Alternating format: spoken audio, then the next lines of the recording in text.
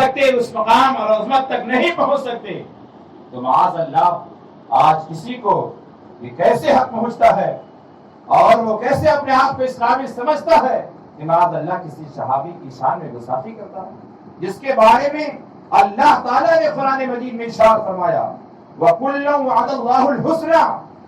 اللہ تعالیٰ نے ہر صحابی سے نیکی اور بھلائی یعنی جنتی ہونے کا وعدہ فرمایا، بے شک سبحان ہر صحابی سے، قرآن ہے یہ۔ الحمدللہ ہم سنی مسلمان ہیں، غور سے سنیے، ہمارا عقیدہ ہے کہ آج قرآن اور صبح قیامت تک قرآن اسی انداز میں ہے اور رہے گا جیسے آج سے 1400 سال پہلے قرآن نازل ہوا۔ سمجھے پوائنٹ کی بات ہے، اس کو یاد کریے۔ آج کچھ لوگ گمراہ کرتے ہیں اور آپ کا دین اور ایمان لوٹنے کی کوشش کرتے ہیں، وہ کہتے ہیں کہ معاذ اللہ قرآن جیسا نازل ہوا تھا ویسا نہیں ہے، اس میں کچھ ہیر پھیر کر دیا گیا ہے۔ بولیے سب لوگ معاذ اللہ، 100 بار معاذ اللہ۔ آخر ایسا کیوں ہم کہہ رہے ہیں اور ہم سنی مسلمانوں کا عقیدہ کیوں ایسا ہے؟ اور یہ سنیوں کا عقیدہ یہ ہمارا اور آپ کا بنایا ہوا عقیدہ نہیں ہے، یہ وہی عقیدہ ہے جو غریب نواز لے کر کے آئے، سبحان اللہ۔ یہ وہی عقیدہ ہے جس کو امام اہل سنت اعلی حضرت نے بچا کر کے ہم تک پہنچایا ہے۔ سرکار غریب نواز رضی اللہ تعالی عنہ خود سے ہندوستان نہیں آئے تھے، اللہ کے رسول صلی اللہ تعالی علیہ وسلم نے انہیں ہندوستان کی سرزمین پر دین کی تبلیغ کے لیے بھیجا تھا۔ اگر اللہ کے رسول صلی اللہ تعالی اگر غریب نواز رضی اللہ تعالی عنہ کا عقیدہ معاذ اللہ غلط ہوتا، نبی پاک صلی اللہ تعالی علیہ وسلم کبھی انہیں پسند نہ فرماتے اور کبھی انہیں نہیں بھیجتے۔ یہ بات بھی یاد رکھیے، آج ہم اپنے آپ کو ہم سنی مسلمان حنفی ہیں، حنفی کہتے ہیں، یہ بھی بہت پوائنٹ کی بات ہے۔ آج کچھ غیر مقلد بولنے والے، اپنے آپ کو اہل حدیث بولنے والے آپ کو گمراہ کرنے کی کوشش کریں گے اور کہیں گے کہ آپ کسی امام کو کیوں مانتے ہیں؟ آپ ڈائریکٹ قرآن حدیث مانیے، ان کو کہیے گا کہ ہم کو دین اور ایمان سرکار غریب نواز سے ملا ہے۔ الحمدللہ غریب نواز بھی سنی تھے، حنفی تھے، الحمدللہ ہم لوگ بھی حنفی ہیں۔ اگر حنفیت یا تقلید یہ ناجائز حرام، جیسا کہ کچھ لوگ شرک تک بول دیا کرتے ہیں، اگر اس طریقے کا معاملہ ہوتا، سرکار غریب نواز رضی اللہ تعالیٰ عنہ، امام اعظم ابو حنیفہ اور نعمان بن ثابت رضی اللہ تعالیٰ عنہ کی تقلید کرنے والے تھے۔ اگر تقلید کرنا ناجائز و حرام ہوتا، رسول پاک صلی اللہ تعالیٰ علیہ وسلم جو خود شریعت کو لانے والے ہیں، شریعت کو پھیلانے والے ہیں، سرکار دو عالم صلی اللہ تعالی وسلم کبھی سرکار غریب نواز کو آپ نہ بھیجتے۔ انہوں نے بھیجا، اس بات کی دلیل ہے کہ سرکار غریب نواز کے عقیدے سے، عمل سے،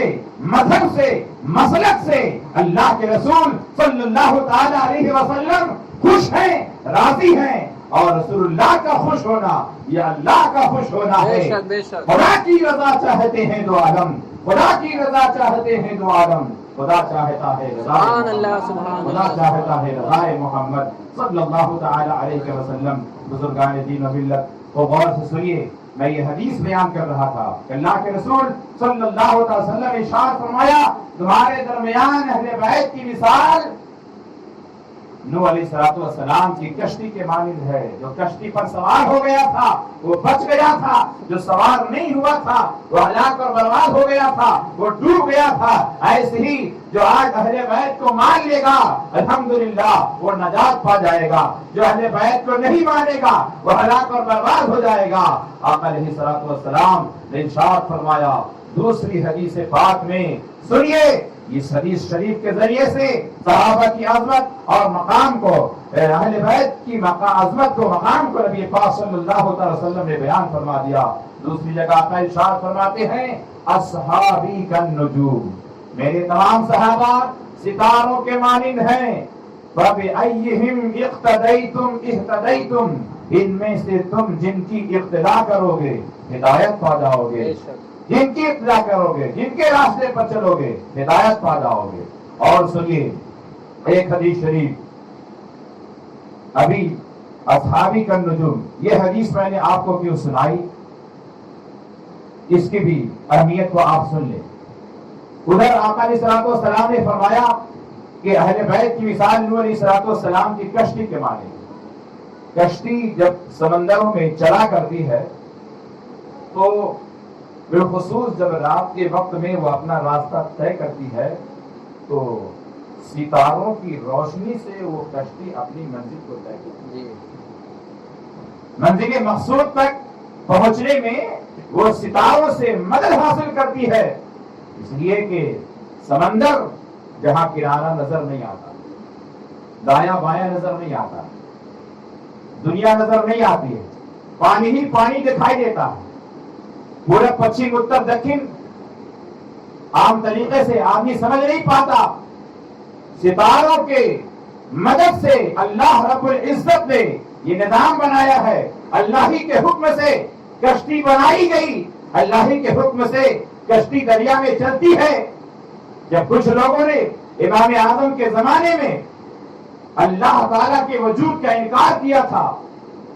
تو امام اعظم ابو حنیفہ نعمان بن ثابت رضی اللہ تعالی عنہ نے بیان فرمایا تھا، غور سے سنیے۔ جو خدا کے وجود کا انکار کرتے ہیں کہ معاذ اللہ خدا بول کے کوئی چیز نہیں، ایسے بھی کچھ لوگ ہیں۔ کالجوں میں پڑھنے والے لوگ اس قسم کے خیالات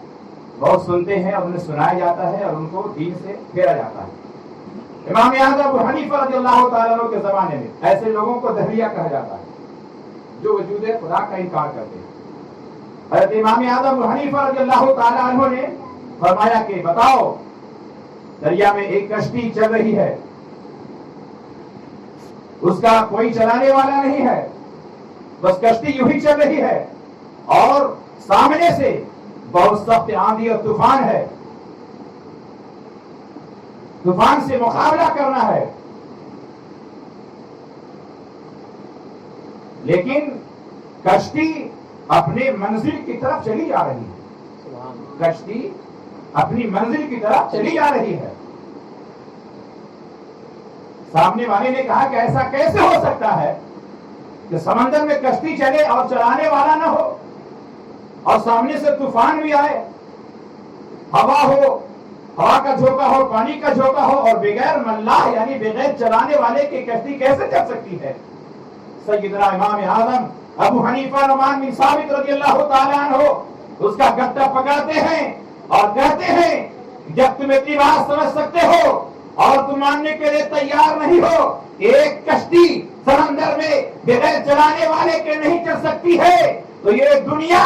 سمندر کی مثل ہے، اس میں جو نظام چل رہا ہے، یہ سورج صبح کے وقت پورب سے نکلتا ہے، شام میں پچھم میں ڈوبتا ہے، ستارے نکلتے ہیں، چاند نکلتا ہے، تھوڑا ہوتا ہے، باریک ہوتا ہے، پھر موٹا ہوتا ہے، پھر چودھویں کے چاند میں پورا گول ہو جاتا ہے، پھر دوسری رات سے کم ہوتا جاتا ہے، رات آتی ہے، دن جاتا ہے، بارش ہوتی ہے، موسم بدل جاتا ہے، کبھی جاڑا ہوتا ہے، کبھی گرمی کا موسم ہوتا ہے، کبھی سردی کا موسم ہوتا ہے، یہ ہوا چلتی ہے، یہ بارش نازل ہوتی ہے، یہ نظام کیسے چل رہا ہے؟ کیا بغیر چلانے والے کے چل سکتا ہے؟ اس شخص نے کہا نہیں، ایسا نہیں ہو سکتا ہے۔ امام اعظم فرماتے ہیں جب ایک کشتی بغیر اللہ کے بغیر چلانے والے کے نہیں چل سکتی ہے تو اتنی بڑی دنیا بغیر چلانے والے کے کیسے چل سکتی ہے؟ بے شک آپ نے ثابت فرمایا اور اس کو ماننے پر مجبور کیا ہے۔ یقیناً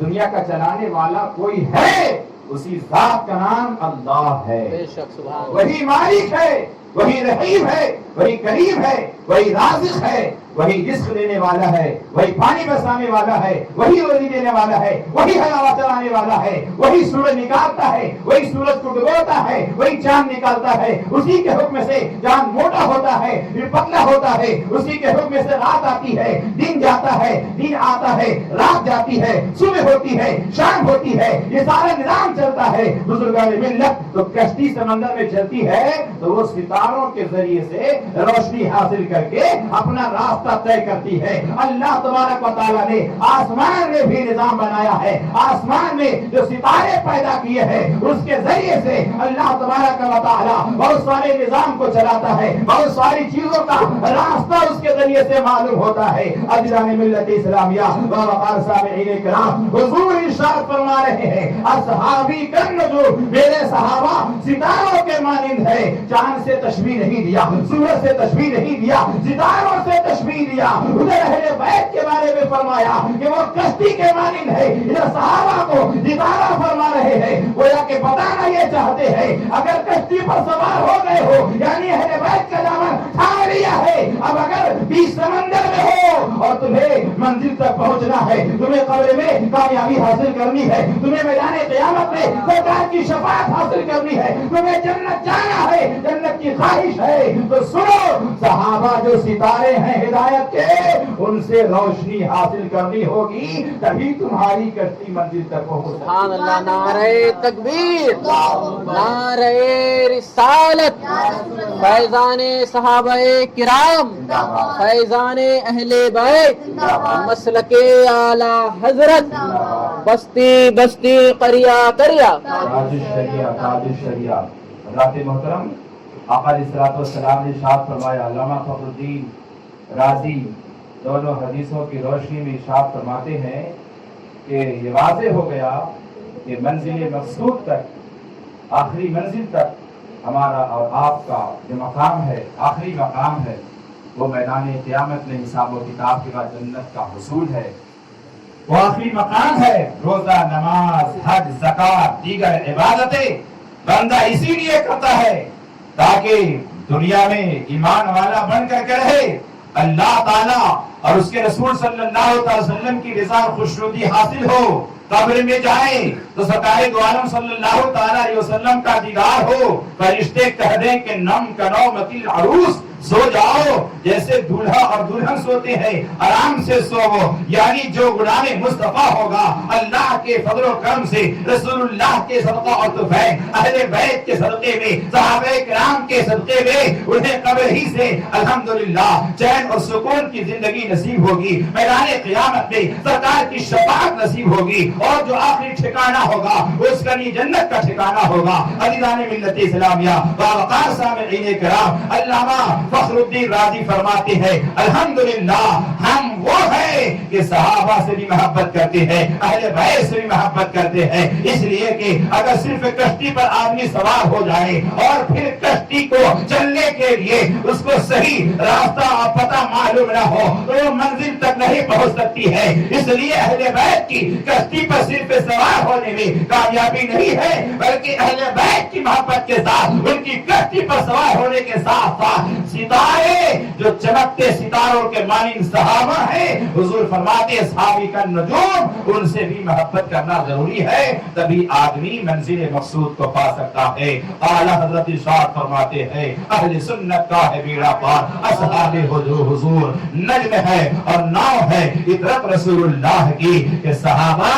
یہ ستارے ہیں اور اہل بیت یہ نوح علیہ السلام کی کشتی کے مانند ہے۔ ہمیں کشتی پر سوار بھی ہونا ہے اور روشنی کی بھی ضرورت ہے، بغیر روشنی کے، بغیر صحیح پتے کے، بغیر صحیح راستے کے آدمی منزل مقصود تک نہیں پہنچ سکتا ہے۔ درود پاک پڑھیں، اللہم صلی علی سیدنا مولانا محمد وآلہ